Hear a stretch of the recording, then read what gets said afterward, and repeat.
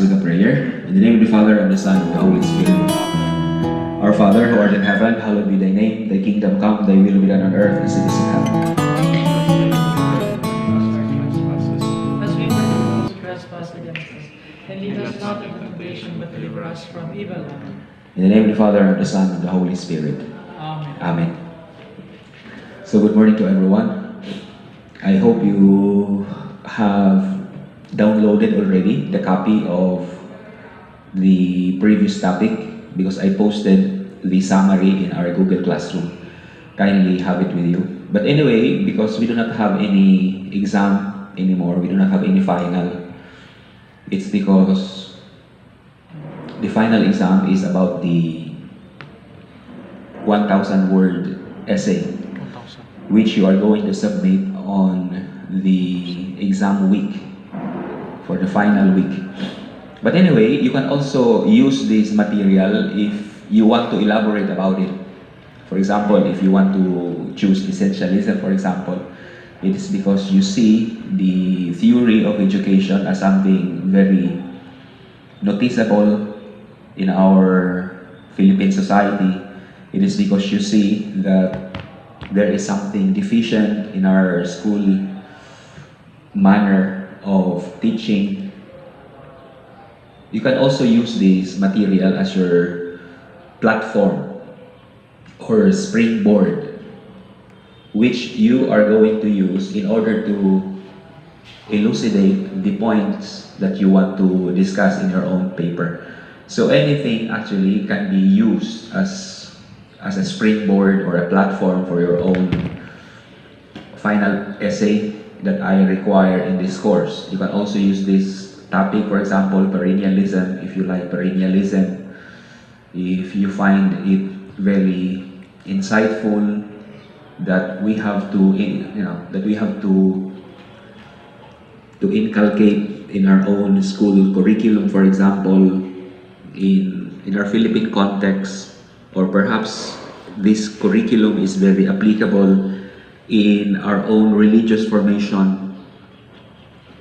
If you think in that manner, you can also use this perennialism as a way of springboard. I like the term springboard because it enables you to fly. It enables you to jump from a diving board, for example, from a diving spot. So you have the springboard that enables you to have a wonderful dive. And in that way, you can be able to investigate lucidly and thoroughly also a very particular subject matter that you want to discuss in your final essay. So anything happens. It can also mean that you can use the philosophy of different philosophers that you have read already. For example, Plato, Aristotle, or Dewey, or Rousseau. So it depends upon you. For example, if you are very at home already with the idea of Dewey with regard to education, if you like his perspective, it is because if you have read Democracy and Education, actually he makes criticism against Platonic philosophy of education, Rousseau's theory of education. That's, I think, in maybe around chapter 12, something like that. It's good that you should be able to read that book with regard to Dewey's philosophy. It is because, for example, Dewey would point out that the aim of Rousseau is that the citizens would become cosmopolitan. That is to say, that's the aim of education according to Rousseau, to become cosmopolitan, that we are going to become citizens in this world, cosmos. And so it is so important that we are going to go back to our own nature, going back to our own common humanity, because culture, tradition, these things are the things that separates us from one another. And so Rousseau, according to Dewey, would try to point out what are the things or the common nature or the common elements of humanity that constitutes as our own common values. And because of it, he would propose that we have to go back to our human nature without any culture. And that is understandable also why he would, Rousseau, for example, he would very emphatic that we have to go back to who we are as persons. We have to go back to who we are as persons. It is because in the state of nature, we are actually free. And it is when we are in a society that we are in slavery. We are chained. That is why in his first statement, in his social contract, he would say that the human nature is free and everywhere he is in chained. And even, for example, in his book Emile, in his first sentence already, sige, okay. Can you recall what did Rousseau says in his first sentence in his book Emile? What is the first sentence? Book 1. Book 1. The first sentence in book 1. Book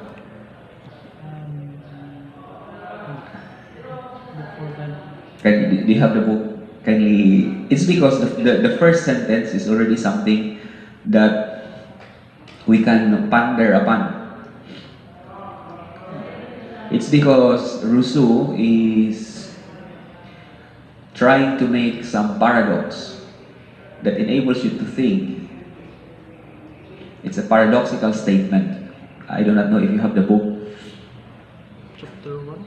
Yes, the chapter, book 1 of Emile, and then the first sentence. The first sentence. It talks about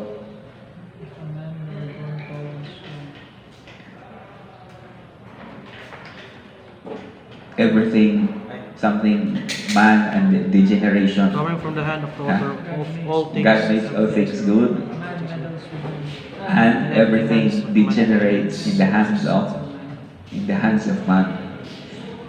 So everything, so in other words, that is already something paradoxical.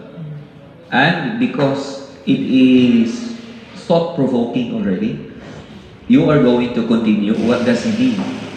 In the same way also with the first sentence in his social contract, that everything, a human person is free, and everywhere he is in chain. Something paradoxical. And that is the beauty of Rousseau as a writer, because it is his style that right from the very beginning of his book, he would make a paradoxical statement so that the readers would be able to think, and they are going to be hooked by his words. That is also a style. That is also a style. And I think it's a good way of learning that style when we are going to give homilies, for example. It is just that right at the very beginning of our homily, we want to make some paradoxical statements. And then later on, we want to explain. So that's the beauty of Rousseau. But it's because I think Rousseau is an orator. And when you are a speaker, you really have to catch the attention of your audience. And in the same way also when he is writing, as much as possible, he wants that his works would be audience engrossing. They shall be engrossed in his thoughts, and the readers would be able to follow where the writer wants them to go, or what the writers want to point out in his book. So anyway, can you have anything that you remember with regard to our last discussion last week? Do you have anything to say? Any recollection? Or any... Do you remember something, Chewy, in our last about essentialism? Do you forgot everything already? The 3 hours. The 3 hours. And what else?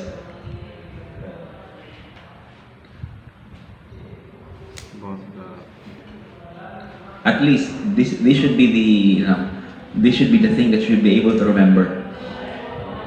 The 3 R's, and what else?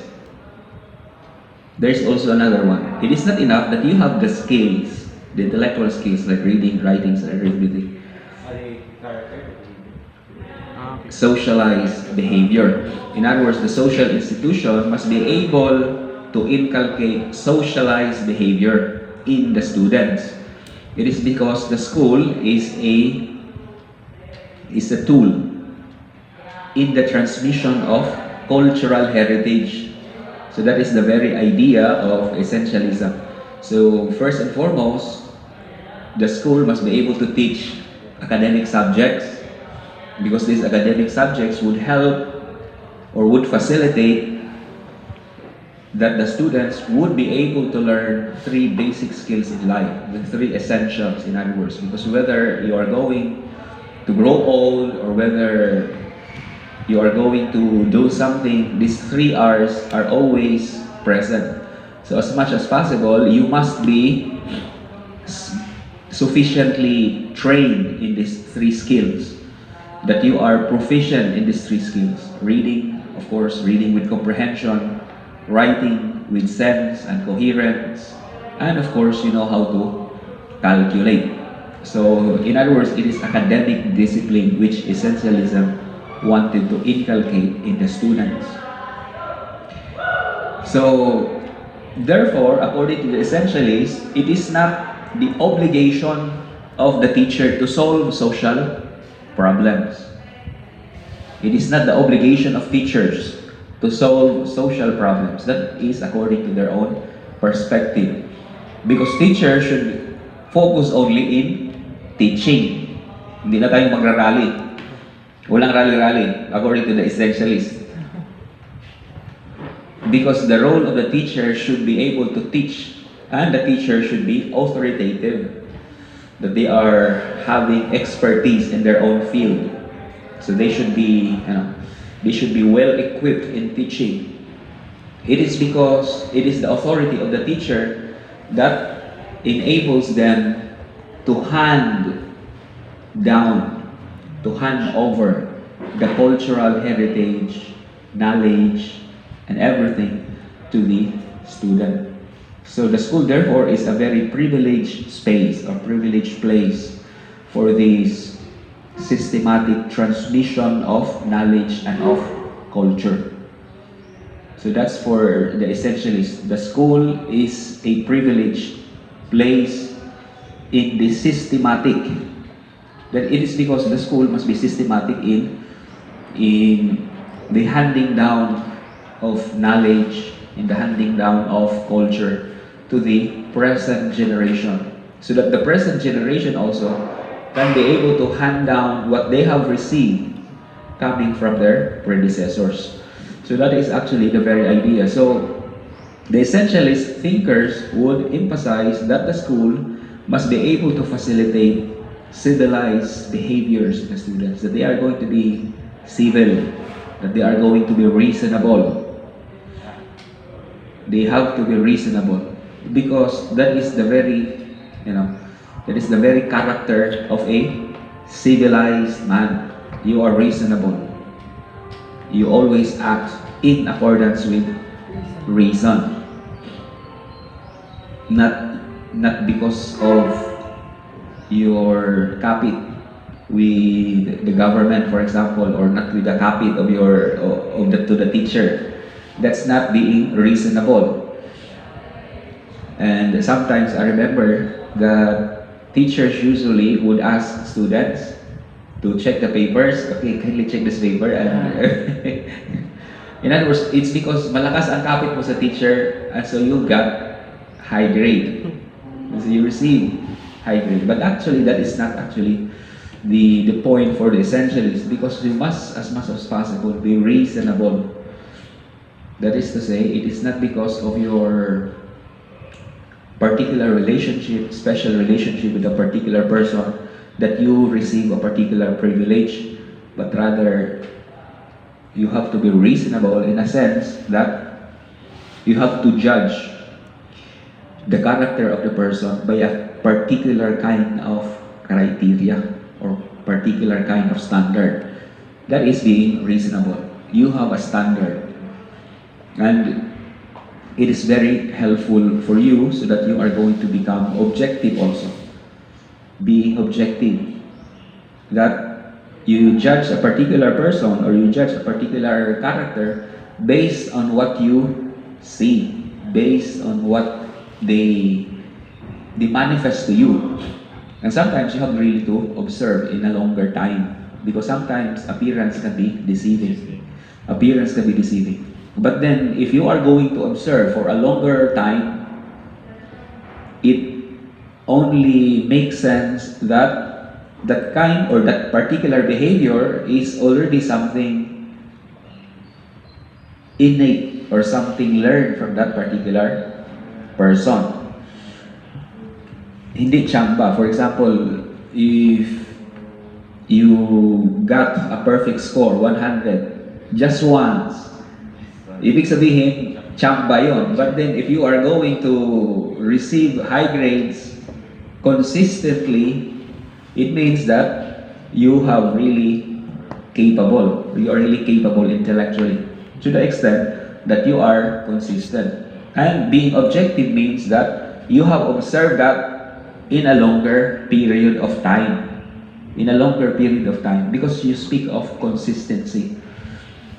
And so it only means that you also learn the basic things that you really need to know. It means that you can write well, you can think proficiently and efficiently, you can express your ideas without any difficulties. So those are the things that we need to consider and we need to remember in the essentialist theory of education. And today we are going to continue with another theory of education which is called perennialism. When you say perennial problem, what does that mean? Perennial. It is a perennial plant, perennial problem. Do you have any insight already? What does that mean? Huh? Something is perennial. That's a perennial plant. It's a perennial problem. Long time problem. It's a long time problem. It's a, what else? It is a recurrent problem. Recurrent. That is to say, it is something common. It is a recurrent problem. For example, perennial plants. It means that they are common plants. They are perennial. Everywhere you can see them. These are perennial plants. For example, when you say perennial problem, it means that it is a common problem whole year round. For example, flooding in Cotabato, that's a perennial problem. That's a perennial problem. It is because every time there is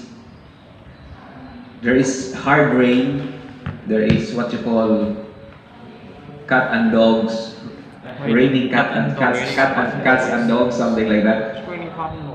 It's raining cats and dogs in Cotabato. There is always flood. So flooding, therefore, is a perennial problem, and people learned to live with it.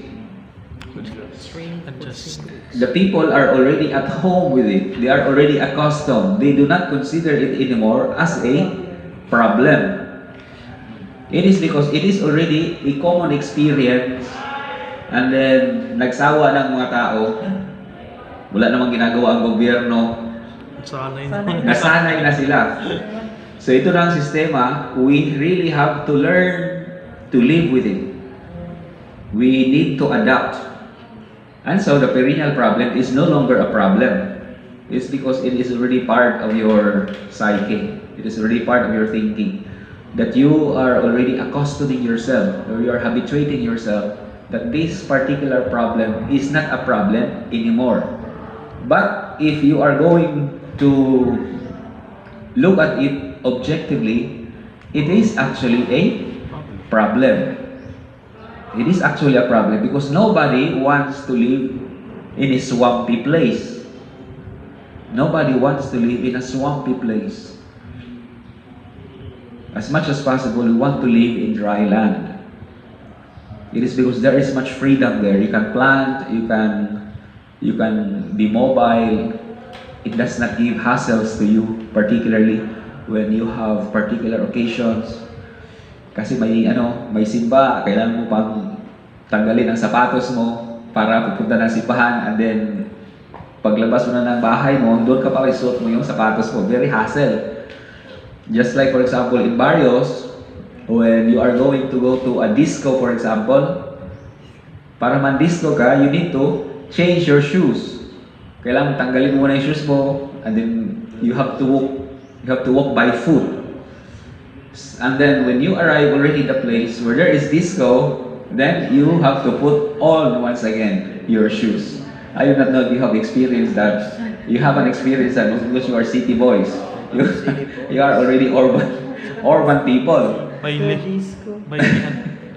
But then when you are living in a far-flung areas, I think, for example, it is not a recurrent thing already nowadays in the barrios. But before, in the year 2000, in the 90s, that is a very recurrent phenomena, very common. Fiesta. It's a common thing. Fiesta, for example, if there is heavy rain, you really have to change your sandals.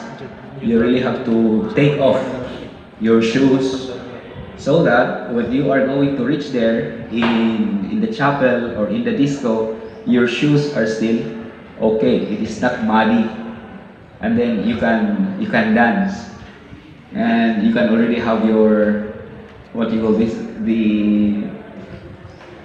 your girlfriend, for example. It's because your girlfriend is waiting there, and she is asking for you to dance with her. That was the culture before. That you really have to ask the hands of the woman in a dance. You have to dance with a woman. In other words, still before, people were gentlemen. In other words, very gentleman. Unlike nowadays, it's very easy. Gentle dogs. Speed. Nowadays, it's very easy to have a girlfriend. It's because you have Facebook, you have you have Messenger. You can easily communicate, and you can even ask a particular girl through the Messenger. But as much as possible, if you want to ask the consent of a girl that she shall be your girlfriend, ask it personally rather than through virtual means or through virtual mediums. Just like texting, for example, can you be my girlfriend? And the girl will say, yes, In other words, it's very easy. But before, it was so hard because you have to go to a harana, for example. Kailangan ko mangharana in order to get the consent of your girlfriend. Kailangan mo haranahin. Kailangan mo pang magsibak ng kahoy. Kailangan mo magiging.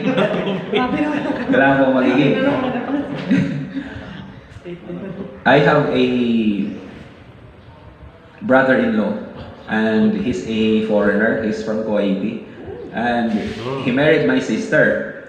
And because he read something through the internet how a Filipino would court before, so he also proposed to my sister by going to our home, and then he fetched water, sibak ng kahoy. But anyway. But then he's kind. He's very kind, and Enthusiastic. yes, and so it was his way of going through the Filipino traditional way of courtship. But anyway, so we continue with our topic, perennialism. So it is perennial because it is something recurrent, it is something common. And metaphysically, perennialism proclaimed the intellectual and the spiritual character of the universe and the human place within it. So that is already the metaphysical assumption of the perennialist. So they have already some kind of assumption at the back of their mind. Assumptions actually cannot be proven. Can you prove assumptions? You cannot prove assumptions because the moment you prove it, it is no longer assumptions. So assumptions cannot be proven. But at the back of your mind, it is the thing that gives motivation or that gives rationality of your own action. So that is why it is so important that we are aware of our own assumptions in life. Because we cannot live without any assumptions. There is no such thing as assumptionless position. There is no such thing as a philosophy without assumption.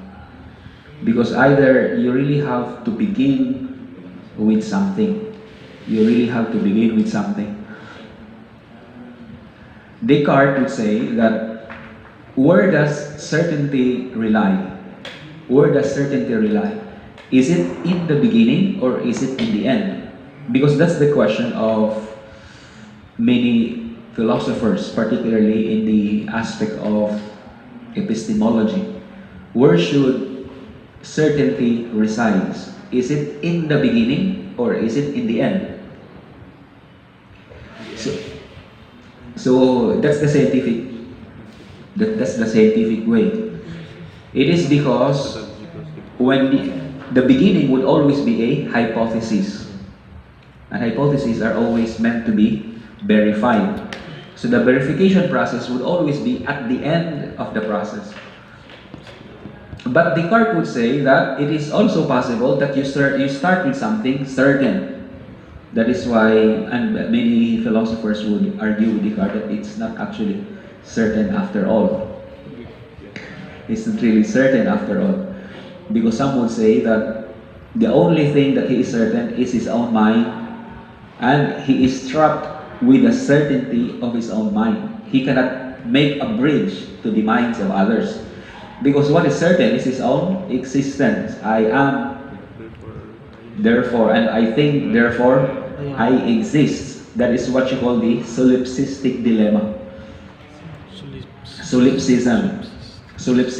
That there is only one reality, and that is your reality. The problem is, how can you make a bridge so that your reality shall be understandable or shall be comprehensible to other minds? That's the Cartesian dilemma, because he remains within the certainty of his own mind. And how can you bridge so that others also can? It's because that is his manner of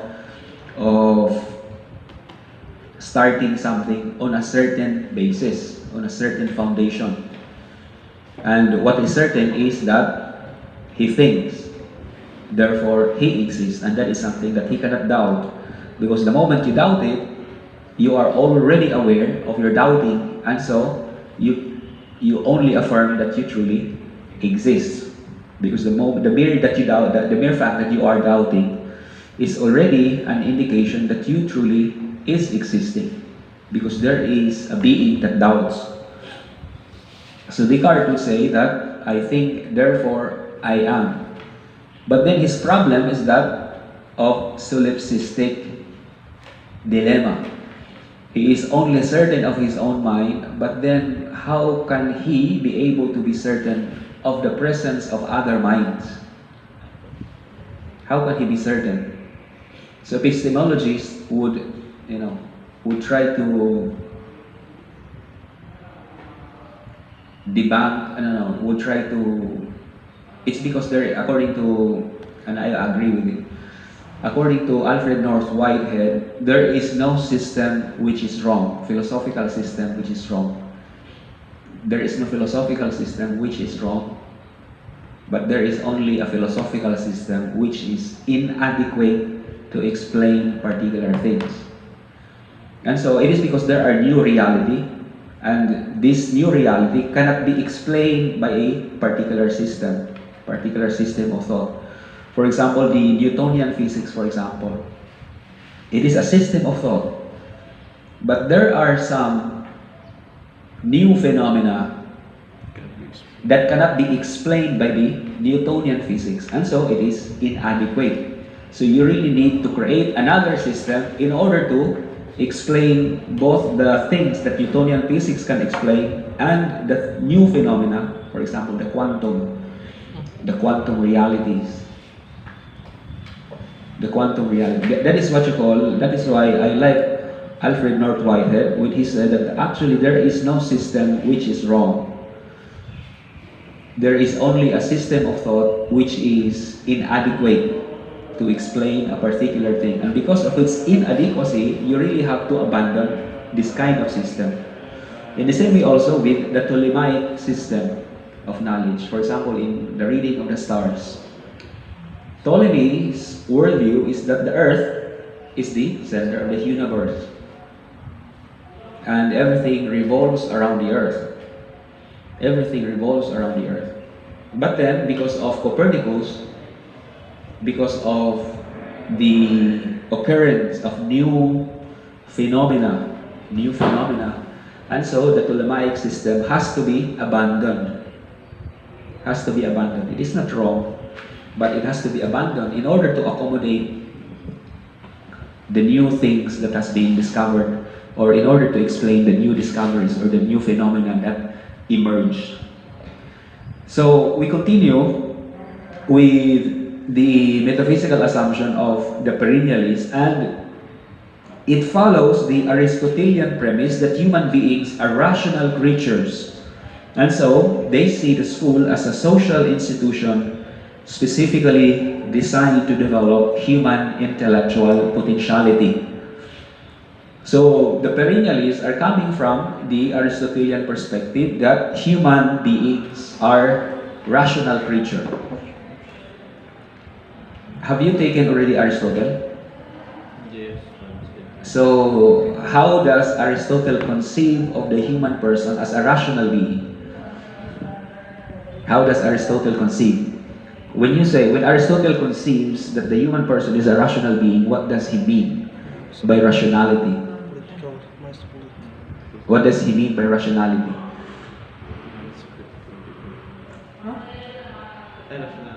Oh, rationality. It's because it is the presumption, the metaphysical assumption, because they are following the Aristotelian perspective. They are following the Aristotelian thought of rationality. Aristotle, ano? Political animal. There are three kinds of reason according to Aristotle. Three kinds of reason. Do you know? Or your teacher has not been able to say it to you, has not been able to discuss in class the three rationality of the three kinds of reason, the three kinds of thinking according to Aristotle. The first one, of course, and you can find actually that in what you call this, in Nicomachean ethics. In the Nicomachean ethics, you can find, and I think, but then it's in the Nicomachean ethics that I know that he was able to discuss these three rationalities, the three functions of reason, which constitutes Aristotle's understanding of human rationality. The first one, of course, is theoretical reason. Theoretical reason, that is to say that it is a kind of thinking that aims to study something for its own sake. That is why it is theoretical. It is not meant for anything else, but rather you study something for its own sake. It is the theoria. It does not have any practical implication. It is theoretical reason that is actually the highest according to Aristotle. Theoretical reason, because it is not aimed for any practical purposes or practical. In other words, you do not study in order to work, because that is also what you call the practical reason for Aristotle. There is a practical reason that is applicable or that is used for practical purposes. And you have also this productive reason. Productive reason. So these three things actually. And so if you are going to understand the perspective of the perennialist, so there are three kinds of human rationality that you really have to search for yourself, that you really have to develop at least. If you do not have the capacity to inculcate your theoretical reason, as much as possible, you must be able to find, or you must be able to cultivate productive reasoning, for example. Or if not, at least you can be able to cultivate practical reason. It depends whether you are inclined to do such things, because that is also the premise of the perennialist. Do you have the inclination towards theoretical reason? Are you apt, or do you have the capacity? Or perhaps your inclination is much more to productive thinking. Productive thinking, or maybe you are inclined more to practical thinking. And I would like to read it to you, this text coming from Aristotle. I don't know, this is a commentary coming from the book that I asked the diocesan seminarians to make a video presentation, but then they haven't used this book. They missed the whole point of I do not know. I already give to them the book, but then they haven't used it, and so they do not, their presentation is not well organized, it's not well presented. But anyway, this is according to the book.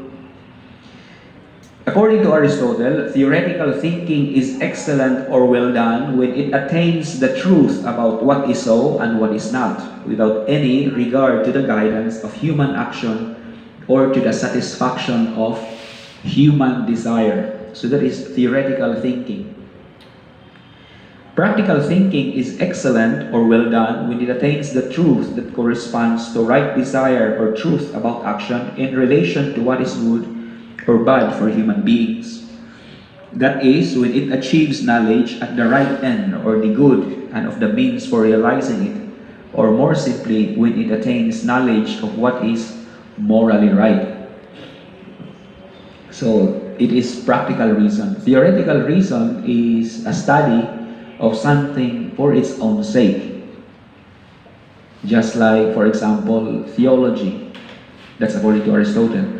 Theology is you study something for its own sake, just in order to cultivate your mind. Or physics, for example, you study it for its own sake. Philosophy also, you study it for its own sake. These are subjects pertaining to humanities. Pertaining to humanities.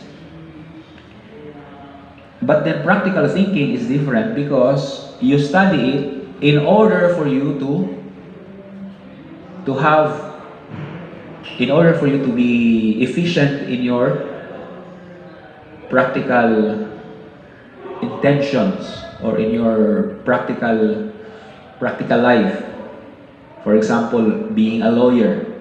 You study law not because for its own sake, but you study law so that you can practice law in a society. There is what you call the practical end. The practical end of law.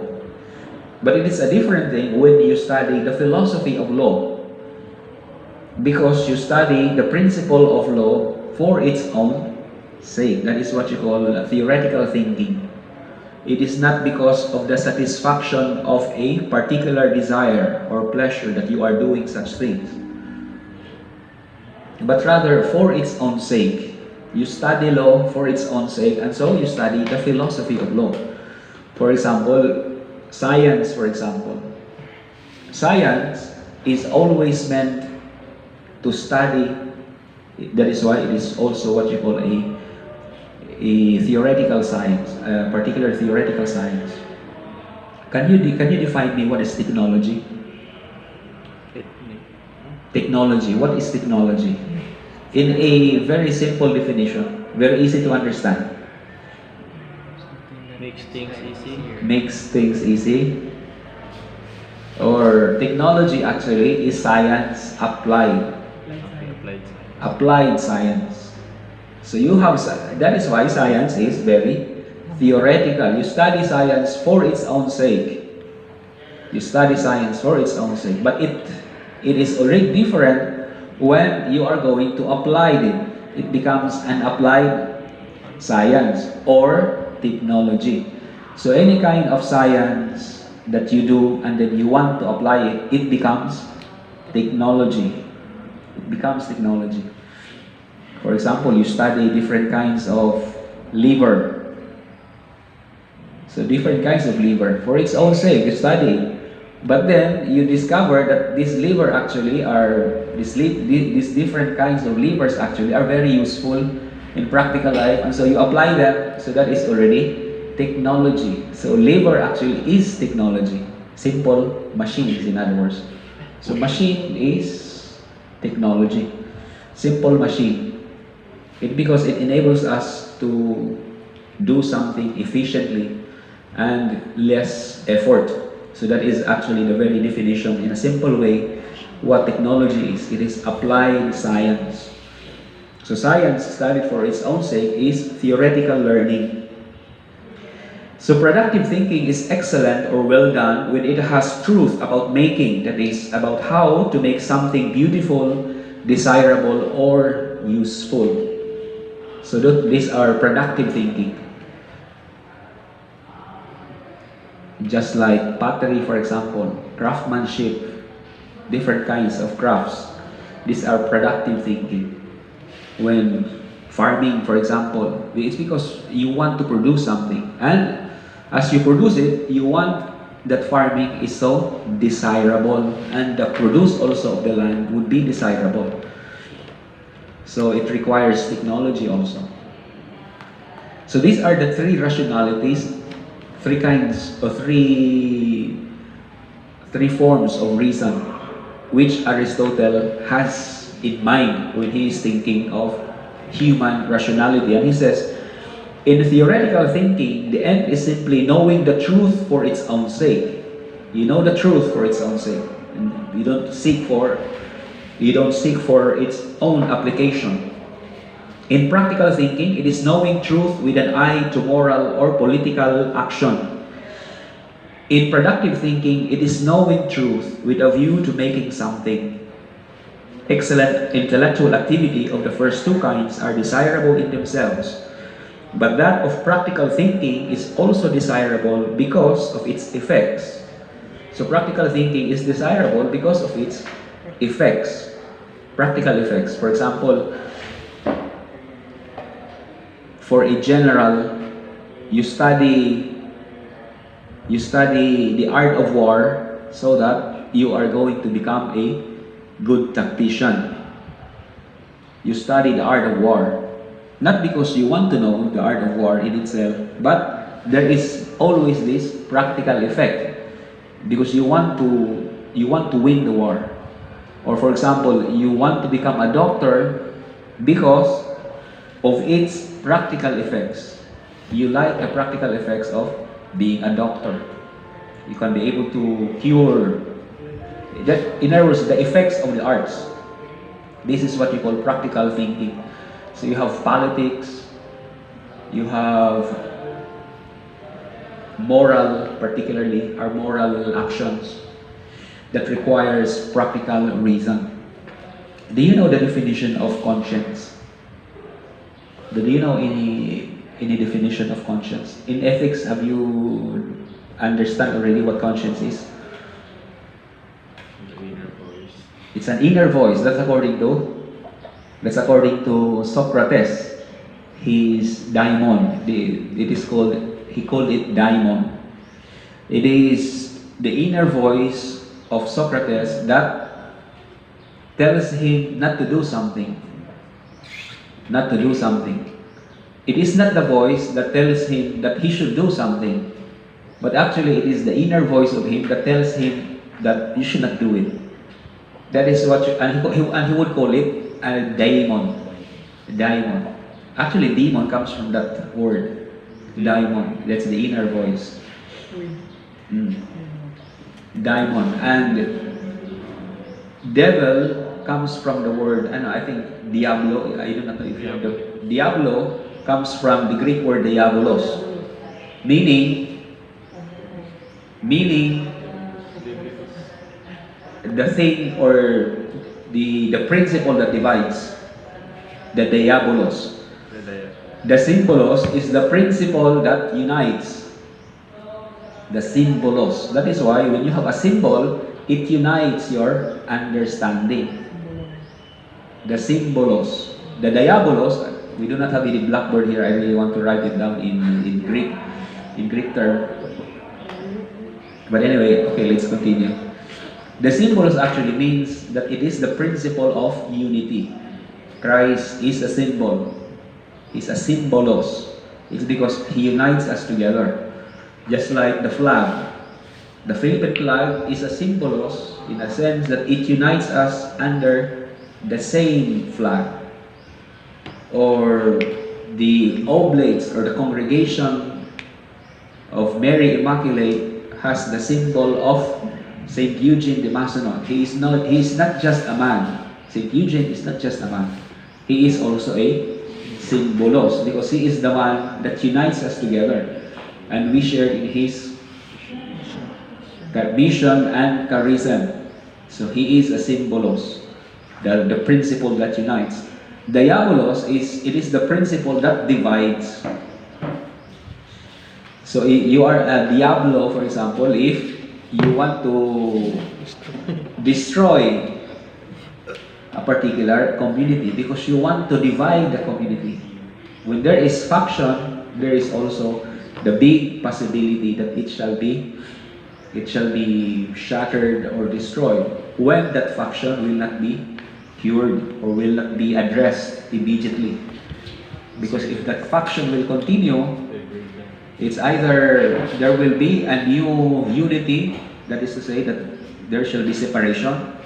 For example, when a congregation would separate itself because one priest or one particular person is very intelligent and he has a very particular way of seeing the charism, so he would create a new society. He would create a new society, and in that way, another new group has emerged. So you have a lot of Franciscan orders. You have the first order, the second order, and the third order.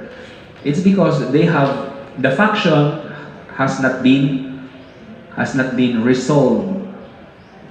It is because maybe they have different perspective of things. They have different way of how should the charism be lived. So they have a different manner of seeing things. And so, because the faction has not been resolved, and so a new group has emerged because the faction wants to create also its own identity. So the faction would now create a new symbolos, a new person.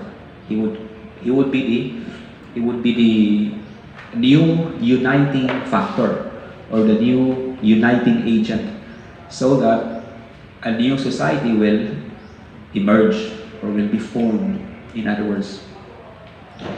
So that is how it is when it comes to conscience. But then you haven't given me what conscience really is. Do you have any, in ethics actually, you should be able to know this in ethics already.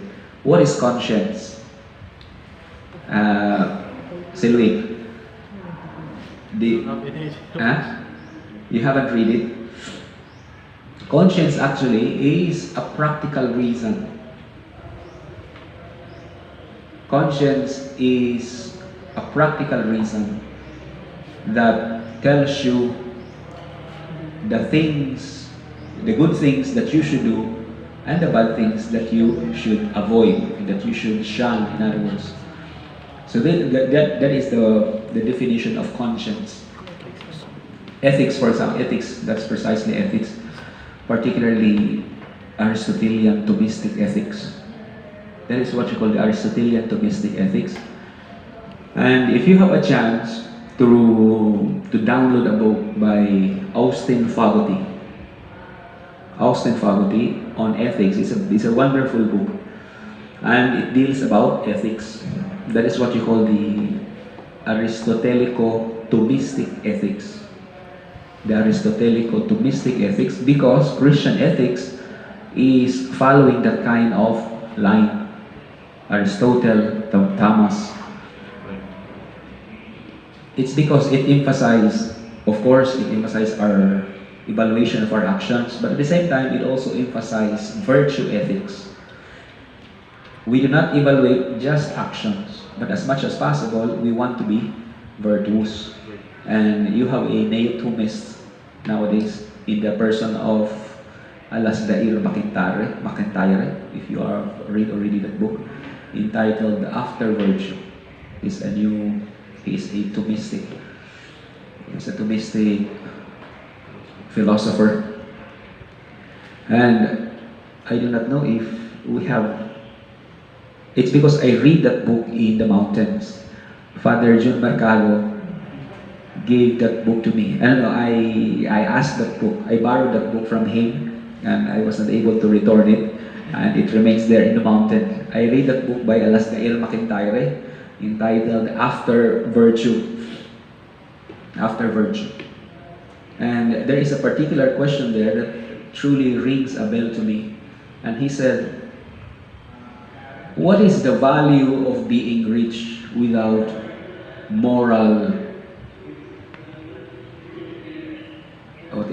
What is the value of being rich without moral excellence? What is the value of being rich? If socially we are morally corrupt? That's a wonderful question that I asked. And no, that's not I asked, but he asked rather.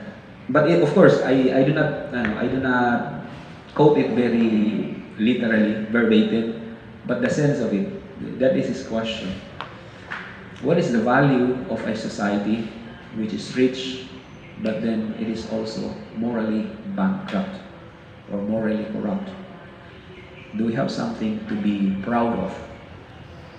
Or what is the value of being rich if after all we are morally corrupt in ourselves, in a personal level? Because that is the kind of question that he asked in that book.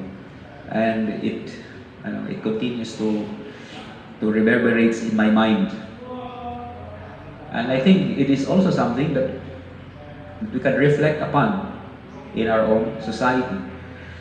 Just like, for example, mayaman nga tayo, pero ang kayamanan naman ng bansa natin ay mula sa di magandang pamamaraan, yung ating kayamanan.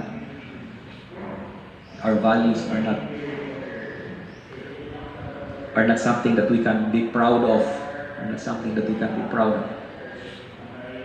So what kind of society are we? So that is his point. But anyway, we continue with what I just read, and I will continue quoting. Excellent activity, intellectual activity of the first two kinds are desirable in themselves, but that of practical thinking is also desirable because of its effects. Excellent thinking of the productive kind, Aristotle seems to regard as desirable only as means. Desirable only as means. So, you love money making, not for its own sake, but as a means to greater ends. As a means to greater ends. You work so that you can have money, and in having money, you can be able to enjoy life. Or you have a business so that you can have money. In other words, money therefore, or money making, is not an end in itself, but always as a means to something greater. It is a different thing when your obsession is about money making. Your obsession is about money making. Kasi ang gagawin mo lang, mandaraya ka na talaga. Mandaya ka lang para magkaroon ng pera. You don't deliver services. Yung mga produkto mo madaling masira. Kasi your aim is that of money making. You not really aspire for quality services, quality products. Kasi wala nang bibili sa'yo kung hindi matagal masisira yan. Lugi ang negosyo mo, yung Chinese. China. Okay, 1 year lang. 1 year lang ang mga products natin. Kasi para next year naman, bibili naman sila sa atin. Wala na tayong kita niyan. So in other words, that is the kind of mentality which is very abhorrent. There is something abominable. It's because it's not noble. You do not desire that your product shall last through time. You do not really want to deliver your services in such a manner that it speaks of who you are. That is the problem with mass production. Mass production. That's the problem. Rather than when it is the work of craftsmanship. It is a different thing when you ask for a tailor to sew clothes for you, to sew, for example, pants. It's a different thing. It is because it is customized, and the work of the tailor reflects in the clothes that you are going to wear. So you are satisfied. He's a good tailor. There is craft. Tailoring for him is an art. It is not just for money making. It is not just for money making. But rather, he considers his craft as an art. In the same way also with shoemaking. With shoemaking. That for a shoemaker, for example, the shoemaker in Maritina, it is also customized. You can go there and you can ask the shoemaker to make a shoes for you. To make a shoes for you. And it is something, no, it is durable, but then it does not have any trademark, something like that. It is not, no, it is not actually, it does not have a luxurious brand like Adidas, like Nike. It does not have any brand. But then if you are going to go there and you ask someone to make you a shoes, you can be able to guarantee yourself that that shoes has a good quality, despite the fact that it does not have any luxurious brand, very cheap, very expensive brands like Nike, Reebok, Adidas, and everything. So that is what you call shoemaking as an art, not as a profit industry. So that is also something that we can appreciate in those kinds of craftsmanship. Unlike when you have a mass production, and so what we have nowadays are just similar. So we have similar shirts. It's because we are coming from a particular brand. And for example, this shirt, I'm sure that there is somebody who's also wearing this shirt. There is no uniqueness. there is no uniqueness, huh? This is pen shop. This is pen shop. And I guess there is somebody who is also wearing this kind of polo somewhere. It's because this shirt is produced in a large scale production. But what else can we do? What else can we do? So we really have to buy. Unlike before, I think it's because I think tailors are not in nowadays, no? Tailors are not in nowadays. And the tailors are already old. So the tailoring industry, the craftsmanship, in other words, it's because it's a skill, it's an art. You really have to practice. So that is how Aristotle would think about human rationality. So at least you already know when Aristotle think of human rationality, he has this kind of three three aspects of reason, the three forms of reason that he is thinking. The first one is theoretical reason, the practical reason, and the third one is the productive reason. And this is actually the very thing that perennialists have in mind when they are talking about human rationality coming from the perspective of Aristotle. That school also must be able to cultivate or must be able to awaken these three reasons, must be able to develop these three kinds of reason in a particular individual when he's going to go to school. When he's going to school, that the theoretical reason must be able to develop the practical reason, and the productive reason also must be discovered in the student. And so it depends whether you have that kind of aptitude. Do you have, do you have the inclination to theoretical reason? Do you have the capacity? It's because you can discover it as you go along in the educational process. You are going to discover yourself, and you can be able to know what is your aptitude. So according to Aristotle, what is the aim of education? What is the aim of education? Do you have any idea? Make man virtuous. Huh? That's the essentialist. That's the transmission of culture and knowledge. What's the aim of education according to Aristotle? Make man virtuous. Huh? Make man virtuous. Okay. How about you, Chewy? What's the aim of education?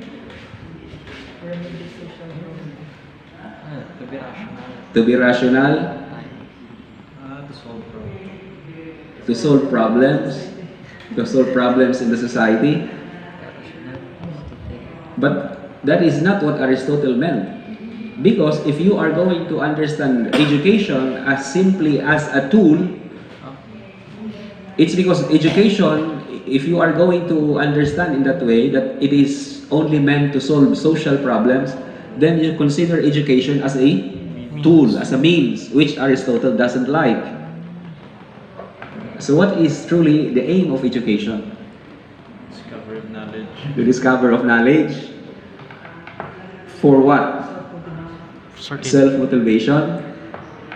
You should be able, if you have already gone through Aristotle's philosophy, I'm sure you can be able to answer it very quickly. It's just a snap of your fingers. The aim of education is human happiness.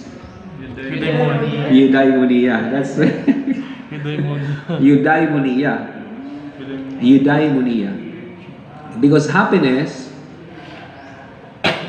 educational process is able you to learn the arete or the virtue or the excellences.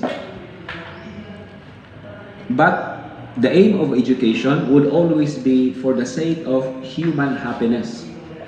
Eudaimonia. The end.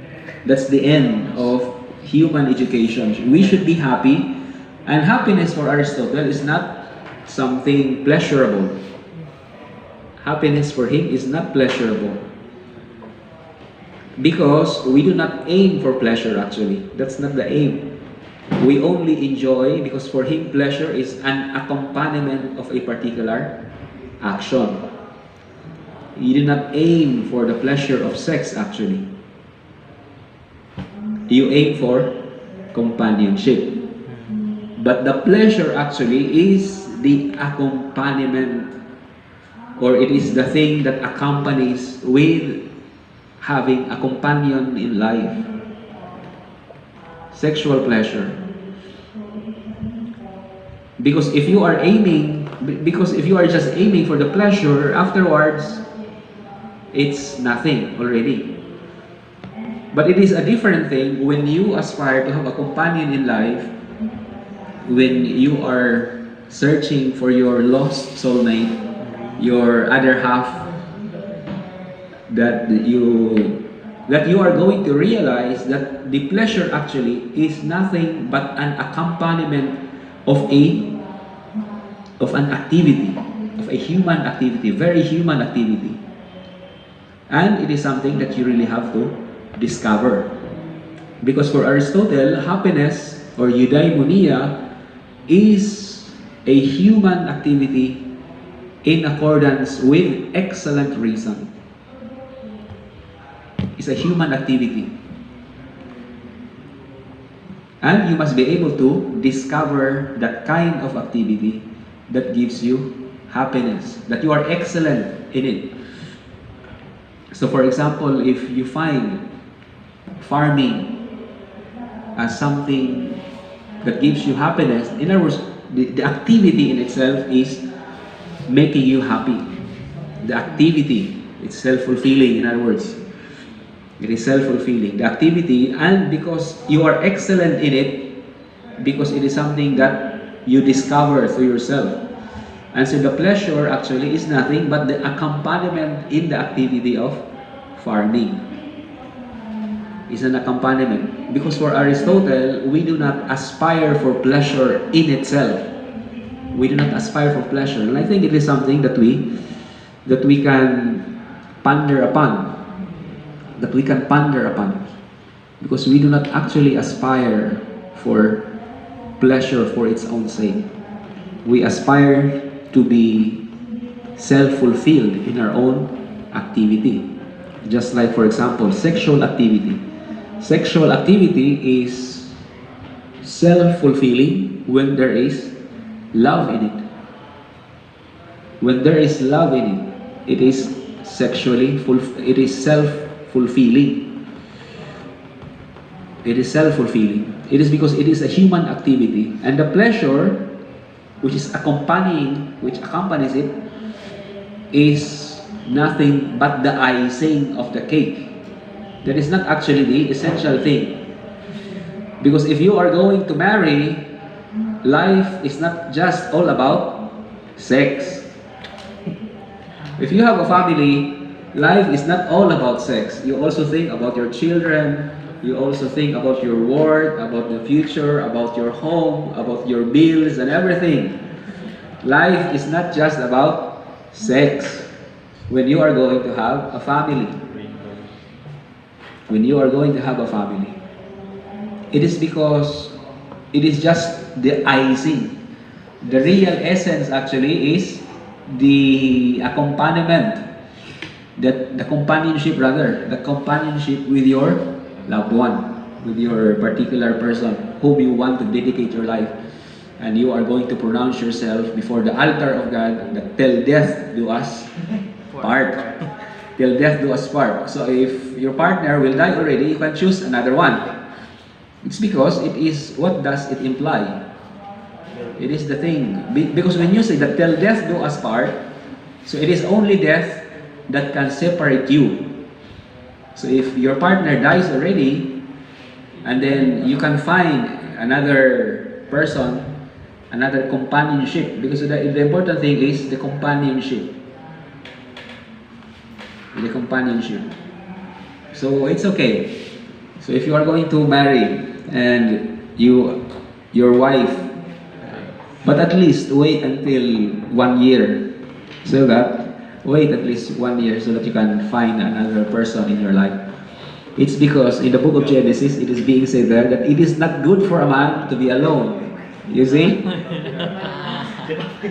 It is not good for a man to be alone. It is not good for a man. So till death do us part. So after one of your partner, your partner will die, you can already seek for another partner in life, provided that you truly love her.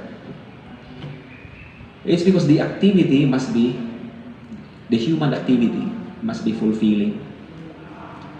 And Aristotle is very insightful regarding that thing.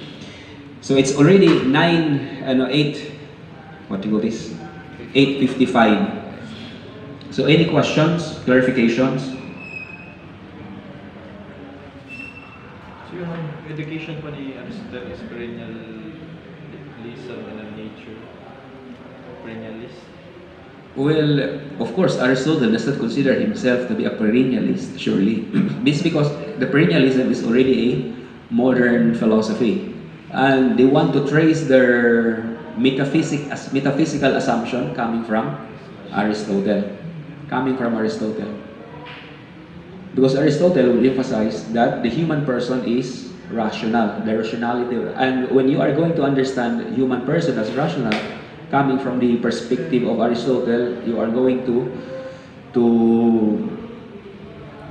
know the three forms of reason, the three aspects of reason, for example, in Aristotle, that you are going to develop: the practical, the productive, and the theoretical. Because for Aristotle, the ultimate aim of education is always eudaimonia. Eudaimonia. So when you can only claim yourself to be fully educated coming from the Aristotelian perspective if you are happy in your life. If you have eudaimonia in what you are doing. But then if you are a tambay, if you are a bystander, there is no activity in it.